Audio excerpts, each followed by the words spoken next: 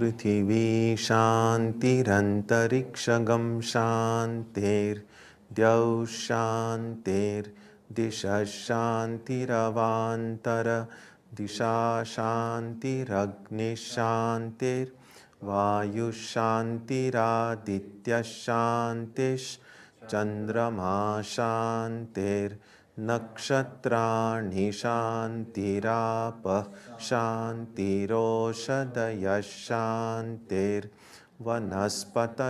शान्तिर्गौ शान्तिरजा शान्तिरश्वः शान्तिः पुरुषः शान्तिर्ब्रह्म शान्तिर्ब्राह्मणः शान्तिः शान्तिरेव शान्तिः शान्तिर्मे अस्तु शान्तिः. May there be peace on earth and in the sky. May there be peace in the water and in all directions. May there be peace in the plants, in the trees, and in animals. May there be peace in the hearts of all beings. May there be peace in everyone and in everything. Sarvetra sukhinas santu, sarve santu niramayaha. Sarve bhadrani pashyantu, ma kaschit dukkha bhag bhavet. Sarvastaratu durgani, sarvo bhadrani pashyatu. Sarvas sadbuddhimapnotu, sarvas sarvatra nandatu. May all be happy and healthy. May all see what is good, and may no one experience misery.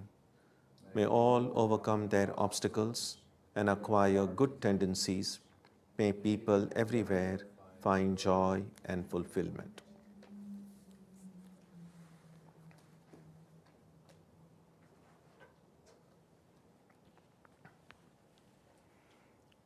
Let us now spend some time touching the center of peace and joy in our hearts.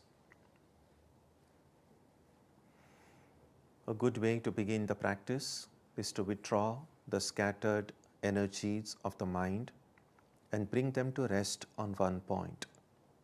That point can be our own breathing. Let us therefore practice breathing with awareness. As we breathe in, let us visualize that our body and mind are being filled with love, strength, and compassion. And as we breathe out, let us release all the stress, anxiety, and exhaustion in the body and mind. Let us practice this way for a while.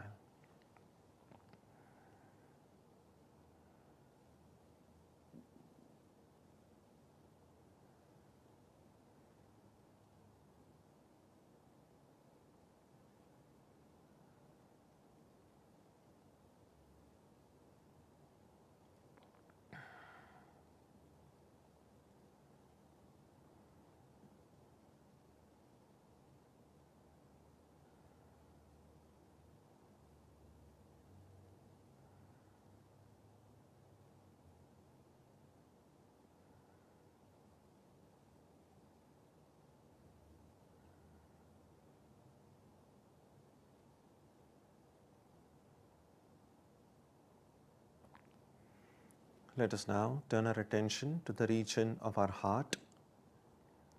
Although God is present everywhere and in everyone, the divine presence can be felt most clearly in our hearts. We can meditate in any way we have been taught. To remain focused, we can take the help of a short mental prayer or a mantra or a divine name. Let us now spend some time dwelling on the presence of God in our hearts.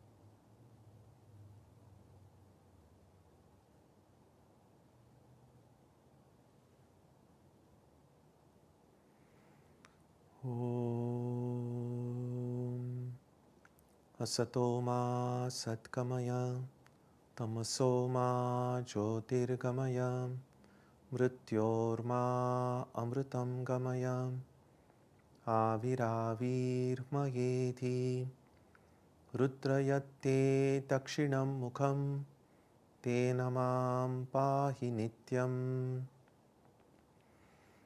May the Divine lead us from the unreal to the real, from darkness to light, from death to immortality. May the Divine Consciousness fill our hearts and protect us.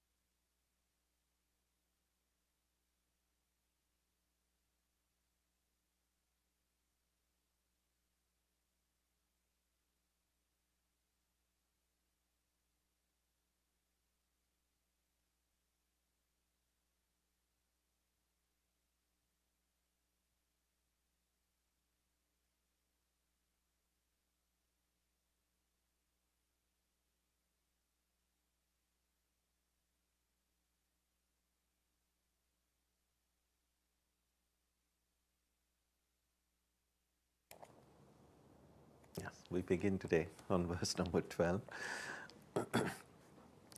Let's chant it together. Yad aditya gatam tejo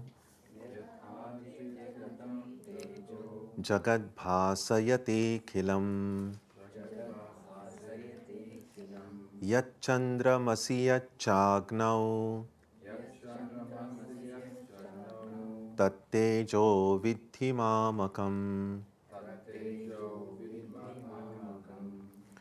The light in the sun which illumines the world, and that in the moon and the fire, know that light to be mine. In the earlier two verses which we saw last week, Krishna pointed out that the real me is the one who dwells inside the body. That it's only those who, as he says in verse 11, are self-controlled and thoughtful. That is, those who are able to perceive everything with a calm mind. By calm is meant not simply the kind of calmness we speak about in daily life, but it's kind of the kind of mental clarity. Then we see that the real being is the one who is inside the body. Now, that being who is inside the body, in the next four verses, beginning with the one that we read just now, Krishna points out that that being which is within is the support of everything in this universe. That everything in this world happens because of that truth, that reality, that divine being who is within.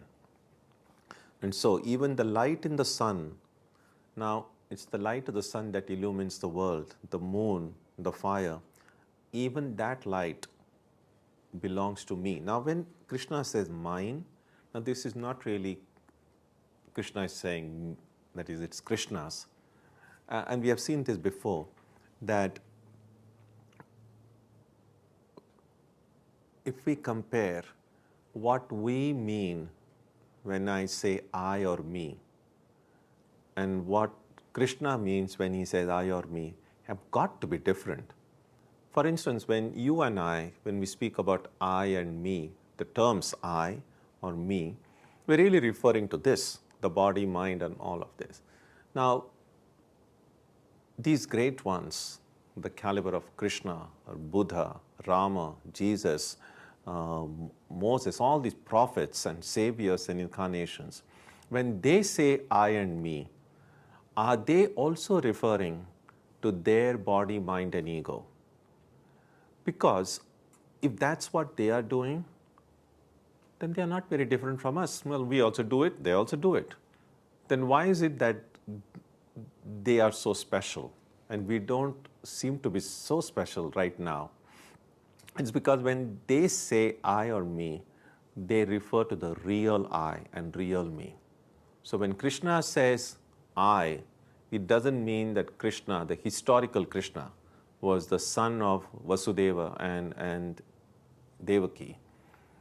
He means that Atman within. Now, when can we say that we are making spiritual progress? That when we use that same personal pronoun I,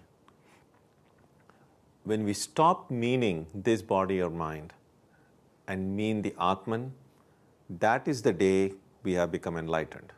It's like this. If someone were to ask us right now, what are you doing? And it so effortlessly we will say, well, I'm sitting on a chair. And that would seem to be an honest, truthful answer. But then you think, well, who is sitting on a chair right now? Well, it's this body that's sitting on a chair. So when I say I am sitting, I'm really saying I am this body. But when someone were to ask you, what are you doing now? And if effortlessly, without having to think about it, effortlessly if you can say, I am the infinite one, there's nothing to be done, well, then you are enlightened. So if any time you have a doubt whether you are enlightened or not, just ask yourself, what am I doing? And see what answer you get. So even the ability of the sun to illumine the world, the ability of the moon to illumine the world, the ability of fire to do whatever it does. In fact, the ability of anything in this universe, whatever it is that things in this world do, the ability to do that comes because of the spirit, because of the Atman, because of the divine. There is a verse in the Upanishad called Kena Upanishad, which says, what is it that gives the eyes the ability to see? How is it that eyes can see, the ears can hear? What gives them that power to see? And then the answer is, well, it's the divine.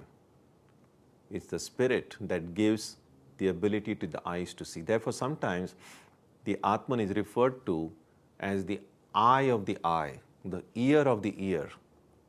So the ear wouldn't be able to do its function if the Atman were not animating it, so to speak. Because we see when a person is unconscious or when a person is dead, for instance, the eyes and ears apparently are still there, but they can't see, they can't hear. So it's not just these eyes and ears that can see or hear, even the ability for the eyes and ears to see comes from the divine being. That is what is meant here in verse number 12.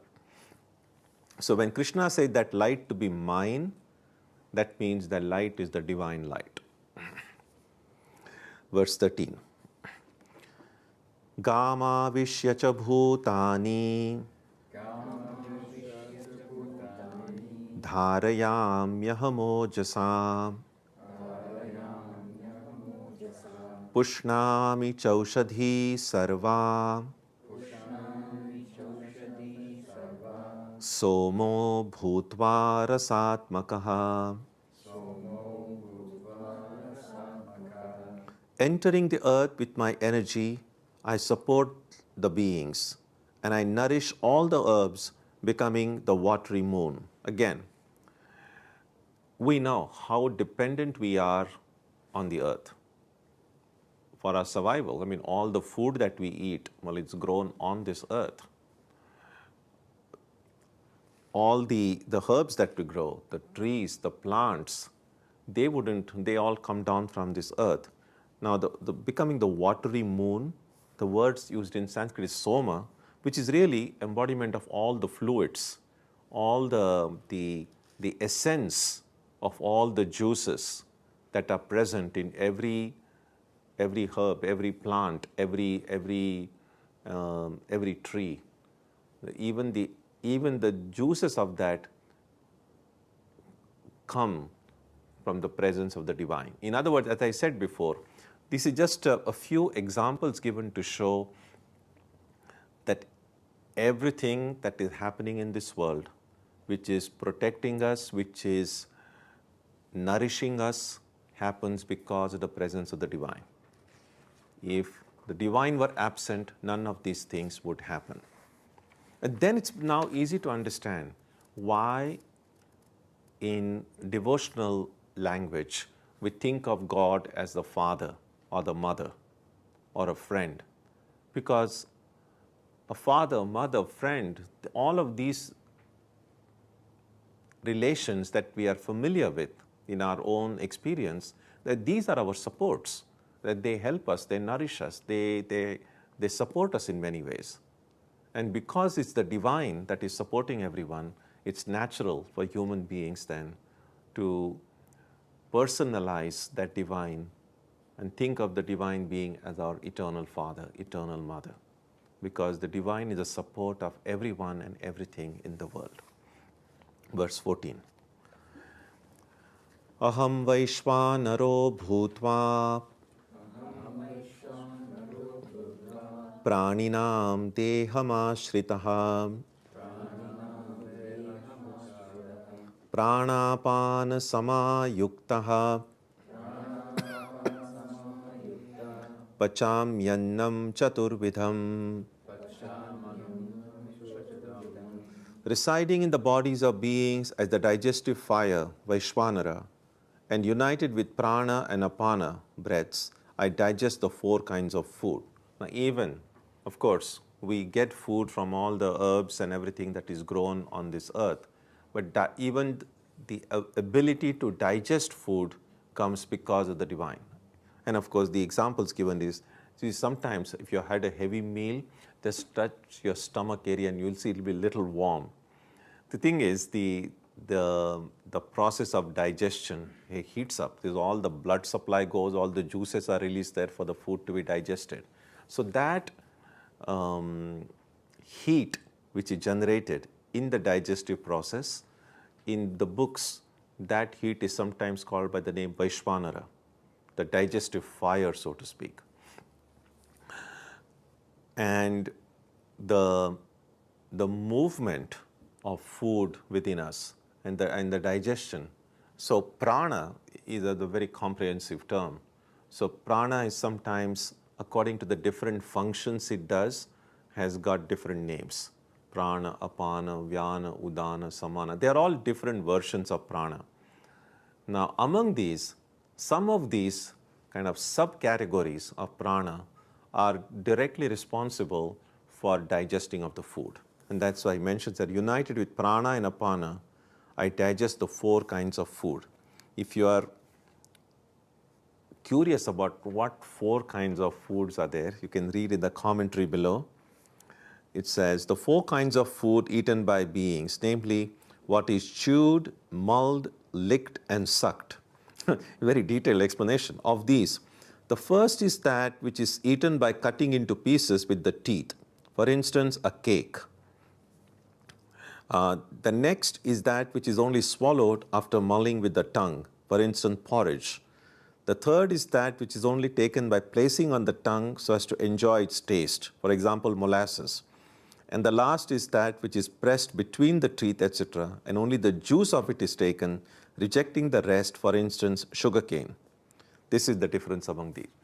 You don't have to, it's not so important. Because Krishna mentions 4 kinds of food, obviously at that time, this was the general way of categorization. There is nothing very sacrosanct about just 4. So if you want to divide the kinds of food into different categories, feel free to do so. The most important point in this verse is that even the process of digestion, which is so important, we know, but on a daily basis, we sustain our body through food, and the body will get nourished only when the food is digested. So digestion is a very important process that is occurring in our body daily. Now, even that process occurs because of the energy, the power given by the divine being. Verse 15. सर्वस्य चाहं हृदि सन्निविष्टो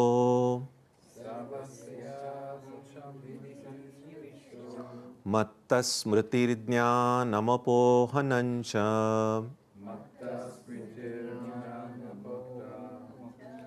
वेदैश्च सर्वैरहमेव वेद्यो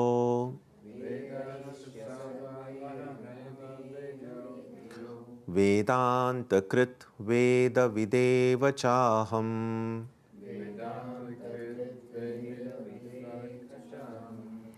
I am seated in the hearts of all beings. From me are memory and knowledge as also their laws. I alone am to be known through all the Vedas. I am the originator of the Vedantic tradition, and I am also the knower of the Vedas. Now I am seated in the hearts of all beings.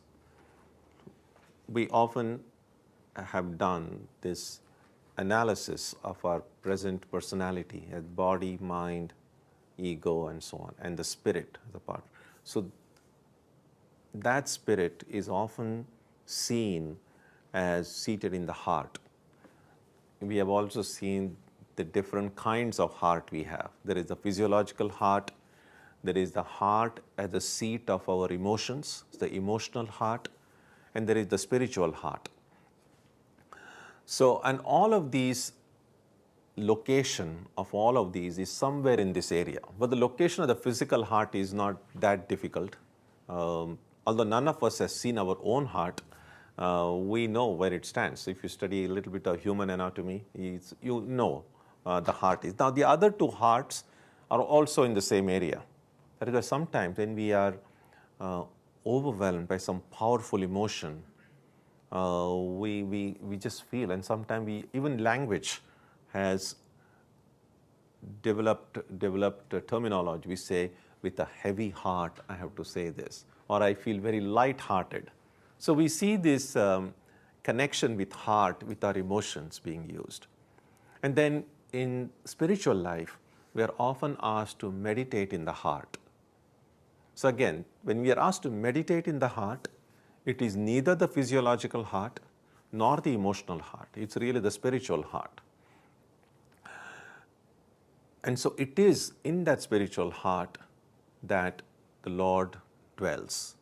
Now we know the location of the physiological heart. We kind of can feel sometimes when we powerful emotions, we just feel, oftentimes people when they are very emotional feeling, they kind of touch their heart. You kind of feel something here. So we more or less have had some experience of what heart as a seat of emotions means. But discovering the heart as a abode of the divine takes time. And that's why when we begin practicing meditation, in the beginning, the spiritual heart may not be immediately visible. That's why when we try to close our eyes, it's just darkness.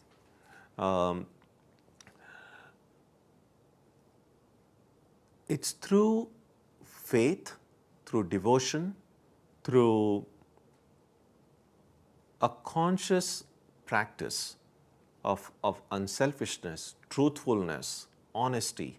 We kind of develop this a strong ethical, moral life. It's with that gives us a kind of clarity, inner clarity. And when that inner clarity comes, gradually, when you close your eyes and try to focus your attention near the heart, it will not appear to be so dark. Some kind of a light begins to come. It's like almost like it's like the difference between entering your basement with no lights and pitch darkness, and then slowly then you kind of manage to find some light, and then gradually things, and you begin to see things. Perhaps in the beginning not so clearly, but you're able to see a little bit. That's what happens. So discovering of the spiritual heart can take time, but with a regular practice, with devotion and with faith and with purity, when we look, gradually we begin to see that light. And then it becomes so much more easier. to visualize our Ishta, our chosen deity, in that heart. So that's what Krishna says, I am seated in the hearts of all beings. So when that heart is discovered, when we see that light within the heart, we will see the divine there. Divine in, again, there is not just one way of seeing it. The divine is infinite, and the same divine can appear to us in many different ways, in many different forms. And that special way in which the divine appears to us, through which the divine speaks to us, through which the divine communicates with us, that becomes our own special form of the divine. And that's what gets called in Sanskrit as Ishta, or the chosen deity. So I am seated in the hearts of all beings. From me are memory and knowledge. Again, the memory that we have, and how much every person remembers, again, that's not a fixed quantity. Some of us might who we say, those of us who have a good memory may be able to remember, oh, last year what I did, or 10 years ago what I did. And sometimes some people are able to remember at least some of the things they did when they were maybe 3-year-olds or 2-year-olds. So try to figure out, if you try to think, go back in your life and say, what is the earliest memory you have? How young you were? And then it can vary again. Some of us, it might go like when I was 9-year-old or 10-year-old and so on. Now, there is no limit to how much back we can push our memory. In fact, as the books point out, yogis can not only remember everything that happened in this life, but even in what happened in earlier lives. Because the mind that we have now is the same mind that was with us in all previous lives. And so all the impressions of even the previous lives are present in the mind even now, except that it's in such inaccessible part of our mental basement that we are not able to reach it yet. But it's possible to do it. So even that ability to extract those impressions of our past comes to the divine. That's what he meant by saying, from me are memory and knowledge, all knowledge that comes to us. What is knowledge?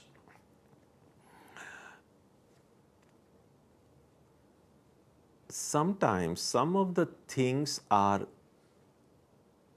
easy to understand, or we understand what it means, but it's not always easy to define what it is. And knowledge is something like that. Well, how do you define knowledge?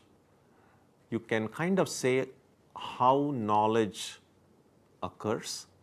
You can kind of think of the mechanism, but to kind of put it into word may not be so easy.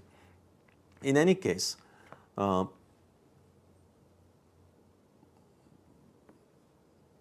according to Vedantic psychology, all of the things that we know, most of what we understand by knowledge really is really a good filing system. It's like this, that every thought we think, every action that we do leaves an impression in the mind.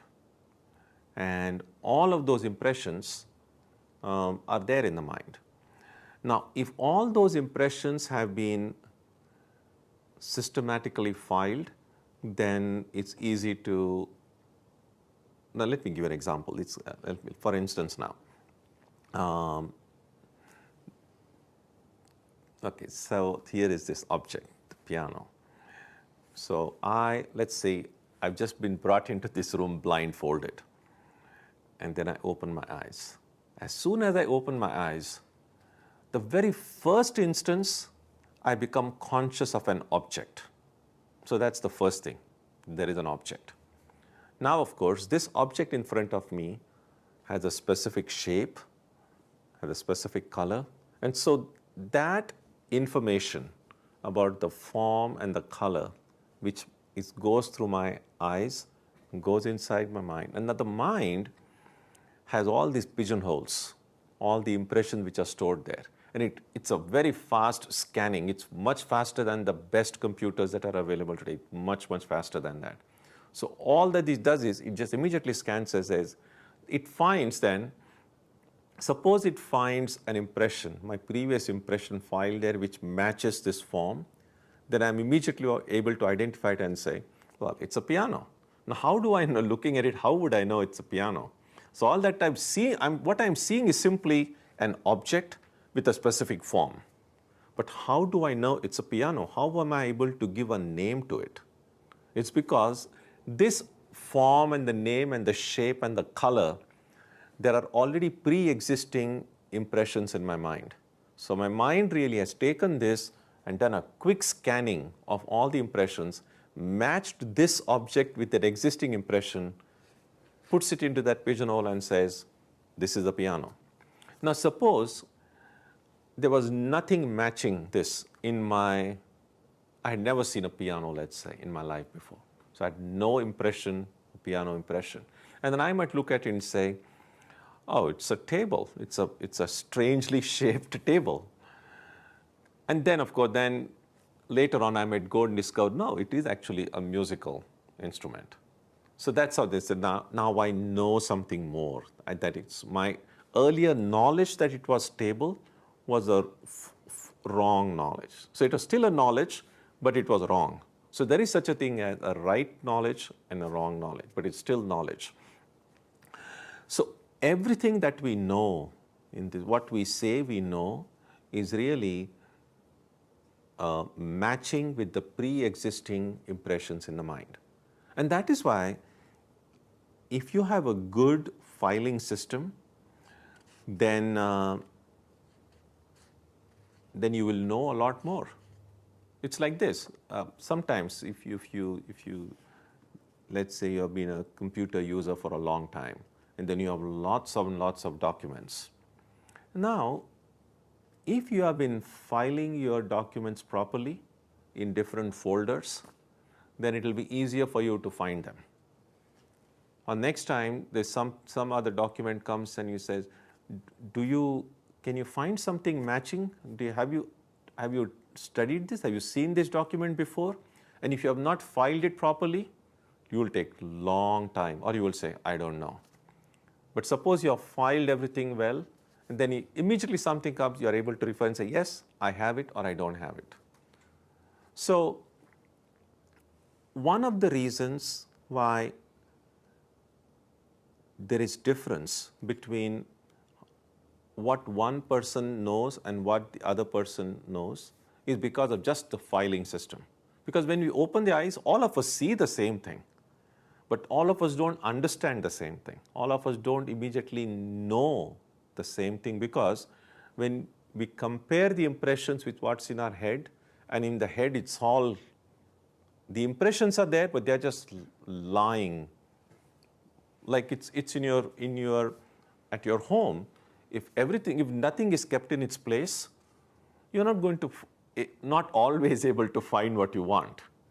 But if everything is in a right place, then Sri Ramakrishna used to say, a good habit would be, you should everything, and that's, I know it's difficult, I know most of us may not have reached that state yet, but I think it's a wonderful ideal. What he would say was that keep everything in your room in such a systematic way that you will be able to find it even if it's in the darkness, total darkness. You shouldn't even need light to find it. And that probably was easier in the old days, and it would be easier now if we had fewer things, obviously. It's too many things, then you just kind of go about searching for it. But that's as much true about what's inside our heads as what is outside at our home. And so we need to do a periodic, like we say, spring cleaning. Just like we periodically throw away all the junk, we should. We need to find a way to throw away all the useless thoughts and ideas in the mind. Then we'll have space for keeping something useful in our heads. So knowledge and memory, the ability to know, the ability to understand, also comes from the divine. Both memory, knowledge, and even apohanam and the loss, even the loss of memory and the loss of knowledge, everything that happens because of the divine. I alone am to be known through all the Vedas. So now all the scriptures of the world, the Vedas by Vedas are not simply meant just the what we understand by Vedas today. It means every scripture, every revealed text, every scripture which shows the way to God. So it's God that is the focus of all revelations. I'm the originator of the Vedantic tradition. Again, from where has this tradition emerged? Who is been the inspirer of all these spiritual truths which have originated in different parts of the world at different times? It's God, it's the divine being. And I'm also the knower of the Vedas. So even the ability to understand what the spiritual texts say, the ability to learn from them, the knowledge, both the indirect knowledge and direct knowledge, all of this comes through the grace of God. Next verse, verse 16. Dvavimau purushau loke ksharascha kshara evacha ksharas sarvani bhutani kutastho kshara uchyate. There are two beings, Purushas, in this world, perishable and imperishable. The perishable one is all these creatures, and the immutable is called the imperishable. So the next four verses are very important. And it's somewhat unique, the way it is presented in these verses. So what it does is, it divides the entire universe that we are aware of into two categories, perishable and imperishable. And as Krishna says, the perishable one is all these creatures. So every object, living and not living, small and big, past, present and future, is perishable. And that's clear. And by obviously it's meant the body, the material objects, and that includes the body. The body is a material object. So all the forms, all the names, everything that we see in this world is perishable. And this is essentially the one of the sources from which the Buddhist emphasis on impermanence comes. When the Buddhists say everything is impermanent, nothing lasts, you see that it's the teaching in the GITA and the Upanishads that everything is perishable. That's the law, that's the material law, that when material particles come together, that is composition. When the materials separate again, that's decomposition. And that's happening all through history. So perishable are all material objects, names and form. Now imperishable is the power of the divine which made it all possible. But sometimes we just in Vedanta we call it the Maya. Now the Maya is not really imperishable, it's only relatively imperishable in the sense that the cause is more lasting than the effect. In other words, a wooden chair, a wooden table. Now the table and the chair are perishable. Well, if I chop the table to pieces, you're not going to call it a table anymore. In order for a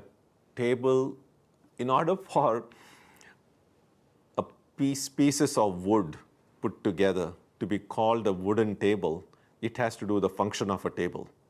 Now, if I cut the table into tiny bits of pieces and we just powder it, let's say, I can't call that heap of powder a table. But that heap of powder is still wood. So,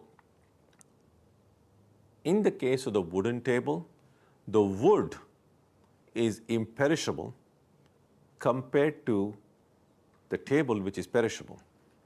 So this is the distinction that is made here. that the cause of everything in this world is imperishable, but the effect, the objects are perishable. And the cause of everything in this world is the power of God, the power of the divine, which is sometimes called Maya. And philosophically, the cause of everything is ignorance.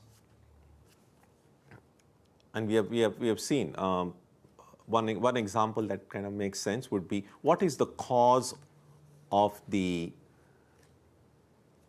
snake that you see in place of a rope? You enter a room, there is a coiled rope and insufficient light, and instead of seeing the rope, you see the snake. So now, how did the snake become possible? The snake became possible because you did not know it was a rope. If you knew it was a rope, you wouldn't see a snake there. So it was the ignorance of the rope that made the snake possible. Now the snake is perishable. The snake will perish when, when the light comes, of course, when knowledge comes, or the snake can also perish in another way. I might look at the snake and say, I don't think there are snakes in the neighborhood. This can't be a snake. This is probably a garland of flowers that is lying there. So ignorance is still there. I'm still mistaking the rope, but the snake has disappeared. Something else has come in its place. Or the dreams that we see. Again, what makes dreams possible? In order for us to see dream, we have to sleep. And sleeping is nothing but being ignorant of the waking world. If I'm aware of the waking world, I cannot be asleep at the same time. So by definition, it's ignorance of the waking world that makes the dream world possible.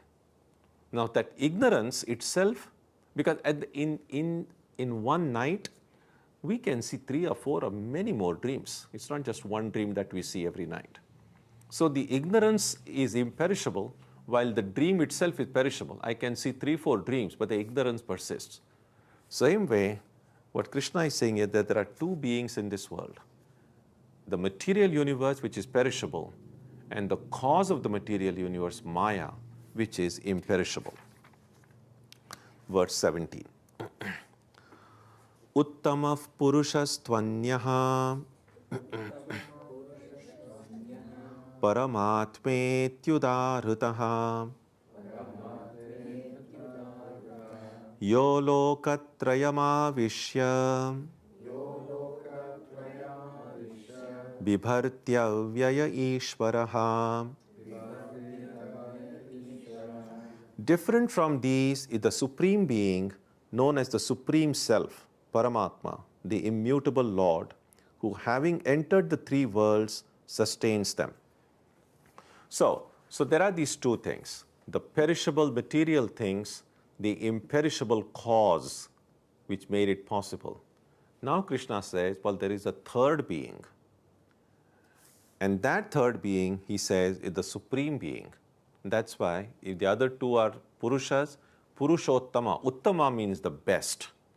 So now there are these 2 Purushas, perishable and imperishable. And therefore the 3rd one is the best of the Purushas, Purushottama. And that is the Divine Being. And it is the Divine Being who enters this whole universe and sustains and nourishes it, as we saw earlier. So this is important to remember, because sometimes the word Purusha in the Upanishads and the Gita also is referred to the Divine Being. But in this particular context, when he's mentioning 3 Purushas, we have to see what is meant. And therefore, the first Purusha, he says, is what commonly people call, well, this is a being. I'm a being, but I'm really usually referring it just to the body. So it's the perishable. The second is imperishable. And third, the Supreme Being is distinct from both perishable and imperishable. In other words, from the perspective of the Supreme Being, even what was referred to as imperishable is perishable. So it's a little bit like think about it this way. We often refer to human beings as we are mortal. We don't generally refer to a tree or a river as a mortal thing. And yet, a mountain, a tree is mortal. A mountain is not always a mountain. There is a time when the mountain will die. There is a time when the rivers will dry up. When a river dries up, it's no longer a river. Now, so if someone were to say, when was this mountain born? When was the Mount Everest born? When were the Himalayas born? We say, well, they've always been there. As compared to you or me, we were born a few years ago. So, relatively speaking, compared to us, some of these astronomical objects, you could relatively say, well, they're imperishable. We are perishable. We go. Our bodies go within a few years, while the solar system will one day go, but as far as we know, it's been always there. What Krishna says is this third, the Supreme Being, from the perspective of the Supreme Being, everything is perishable. Even the galaxies are perishable. So even that which appears to be imperishable becomes perishable from the idea of the divine. So we will stop here. And the idea is to now Krishna to point out that you and I, we not only are not the perishable, not only are not the imperishable, our true nature is divine. So you and I are really, what we see as that Supreme Being is really the one dwelling in our hearts, the one who makes everything possible is that Supreme Being. So that is the conclusion to which Krishna will take us. So we'll stop here today. Any thoughts, ideas, questions?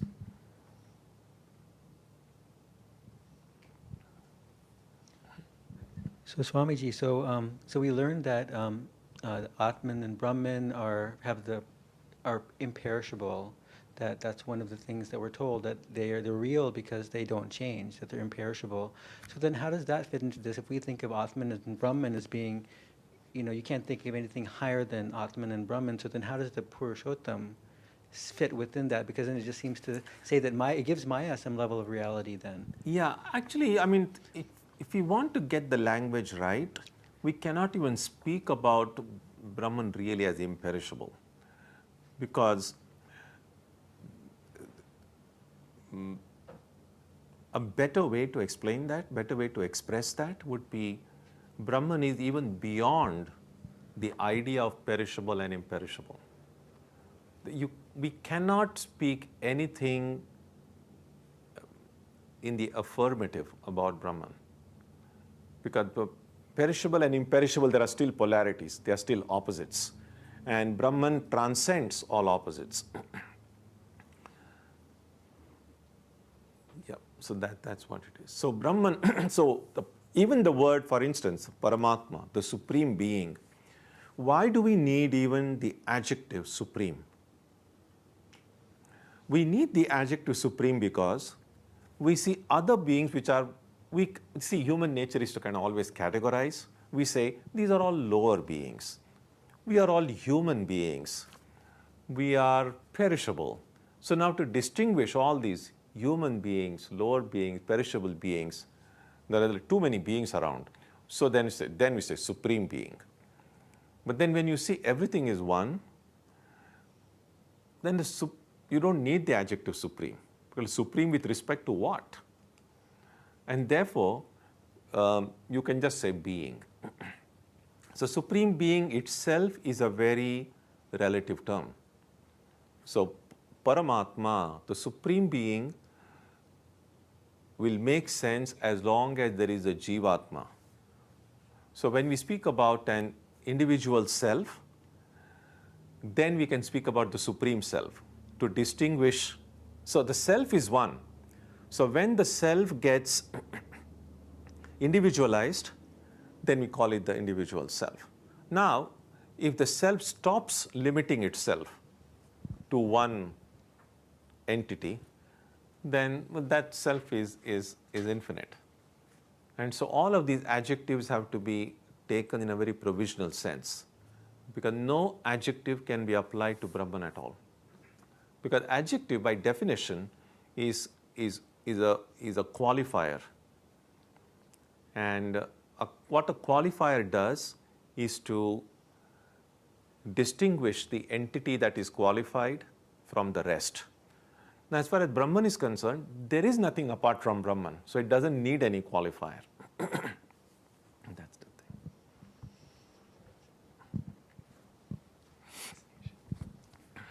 Swamiji, you mentioned that what is imperishable are the causes of everything in the world, and then went on to clarifying that this could be Maya or ignorance. Now, is this still imperishable even for, say, an enlightened person?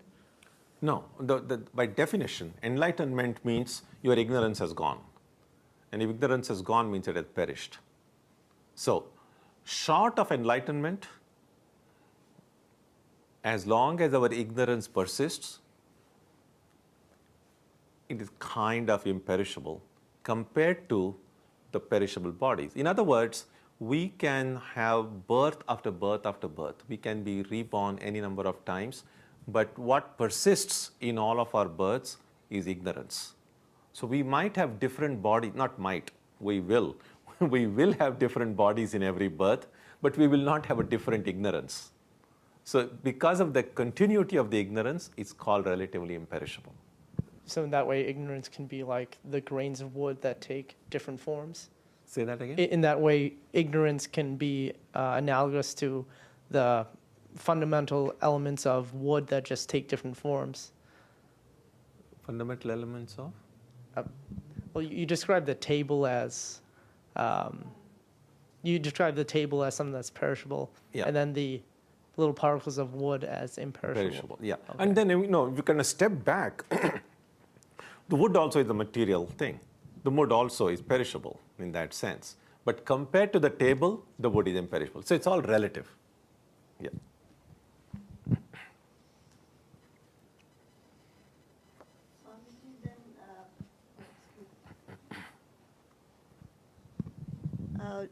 To take a concrete example, Shiva or Vishnu, these could be the Purushottama category. And because they are also not Brahman as such, because Brahman is beyond all these concepts. Yes. The Shiva form is perishable. All forms are perishable.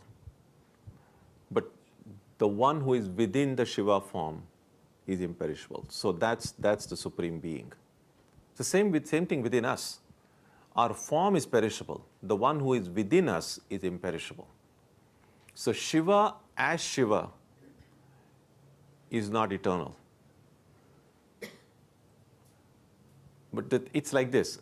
It's a little bit like, it's actually in the Gita itself, when Krishna told Arjuna was like, I can't kill these people. They are my own. How can I kill them? And then that's what Krishna says. What makes you think you can kill them? You cannot kill anybody. Nobody can get killed and nobody can kill anybody. What we mean by killing is really destruction of this form. So it's like this one form is going to go and destroy the other form. But you're not really destroying the being. So a soldier is killed in a battle, but it's the soldier's body that is destroyed. But the soldier is not just the body. There is a deeper truth within the soldier who dies on the battlefield. And that divine within the soldier, nobody can kill it. And the soldier is really the divine being. Now, what our ignorance is, we conflate the person with the form. And what Krishna wants to point out is the person, the Purusha, is immutable, is nobody can kill it. And so that's the idea. So even the form of the divine is not eternal, because all forms are this thing. And it's a little bit like this. Shiva's form will remain in the mind of Shiva's devotee as long as the Shiva's devotee is conscious of his or her own form. So God with form will remain, will be a constitutional necessity of my mind as long as my own form has some significance. When my attachment to my own form goes away, I will no longer feel the need to cling even to a divine form. That's the idea. So God will not have to have a form when I have gotten over my own form. That's the idea. And that's why when we say that, although it's said that God creates us in His image, the Vedantic way is, well, we create God in our image. Because our form is real to us, we like to see God with some form. Because we value love, justice, and so on, then we want to see God as filled with love, filled with justice. So we kind of create God out of our own needs. Now that doesn't mean God is not all this. In fact, God is all of this. But we don't know it. We haven't had any experience of God, and yet this is the kind of God we imagine. And we imagine the kind of God that we need. Because we need someone to help us, support us, take care of us, and that is why we like to think of God as someone who takes care of us. Now, God does take care of us, but that knowledge has not come to us from personal experience. That knowledge right now has come to us from our personal need. That's the idea. Yeah. But then, Swamiji, that means we are talking of Brahman ultimately. We are all the time talking of Brahman ultimately. I mean, these are gradations which are subtle, but... Yeah. All these distinctions are at a very preliminary stage. Ultimately, it's all Brahman. In fact, I'll just conclude with this one anecdote. In Thousand Island Park in upstate New York, when Swamiji gave a 7-week retreat, so when they had these classes on different Vedanta texts, so there was one elderly gentleman who was attending, participating in that retreat. So at the end of this very long Vedantic discussion, that gentleman would ask Swamiji, he would say, Swami, that it all boils down to this, that we are all Brahman, doesn't it? And then Swamiji would say, yes. And then it became kind of so much of a joke, kind of, that every time then when you would come for breakfast, then Swamiji would say, well, Brahman has now come and Brahman is sitting for breakfast. But it was good. It was good that that's a way of affirming. And I think that person kind of got it right.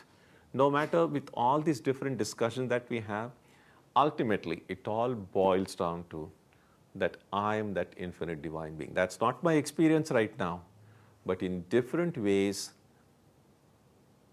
I should, I hope to reach that experience. That is what a spiritual seeker thinks. That's the idea.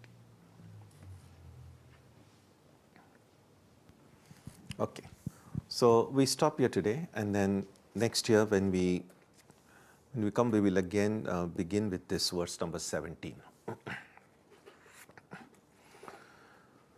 Om Jananim Saradam Devim Ramakrishnam Jagatgurum Padapadme Tayo Shritva Pranamami Muhurmuhu.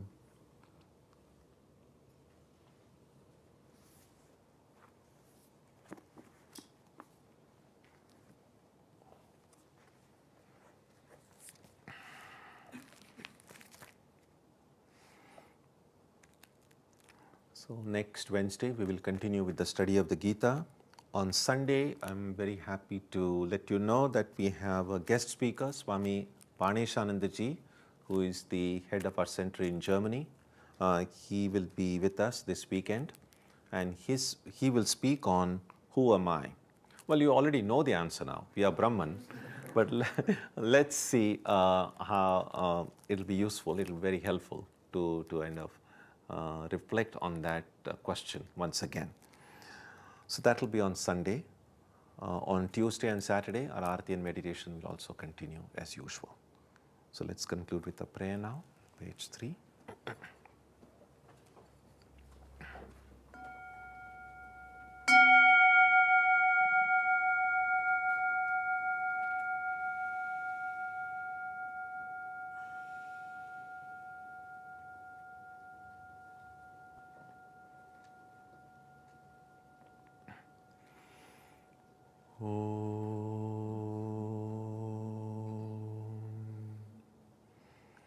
May the Divine Being, who is the Father in heaven of the Christians, Holy One of the Jewish faith, Allah of the Muslims, Buddha of the Buddhists, Tao of the Taoists, Ahura Mazda of the Zoroastrians, the Great Spirit of the Native Americans, and Brahman of the Hindus, lead us from the unreal to the real, from darkness to light, from death to immortality.